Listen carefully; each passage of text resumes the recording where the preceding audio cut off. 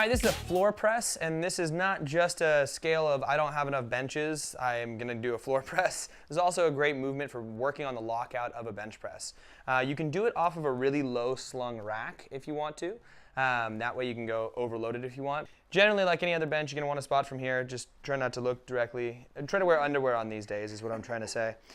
From there, you kind of pull it off, get them into their set position. As they go down, you want to make sure you maintain a nice tight midline, the same as you would in any of the other movements we do in CrossFit. A tendency here is going to be to relax the upper back as you go down. So as she goes down, she's going to relax the midline and let the back kind of flatten out and then press back up. So the legs, because they're not engaged like they usually are, people kind of get lazy through the upper back as well. So we want to pin that scapula back, get a little bit of scapular retraction, keep a nice arch in the back. As they come down, there's a little bit of a semicircle with the bar. It gets to just above the rib cage there, and then she drives back up to this top position. A controlled descent on this is going to be really important because we don't want to clack our elbows into the ground super hard and fracture our wrists. And spotting people when stuff starts to get remotely heavy is very important as well, so that they don't get pinned under the bar.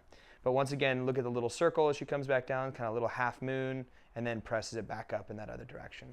So that is going to be our floor press. So now we're going to talk about the one-arm floor press. The same basic mechanics apply as the normal floor press, where we want the upper body, where we want that positioning. But it's going to cause us to brace differently because there's asymmetry here. You've only got one side working.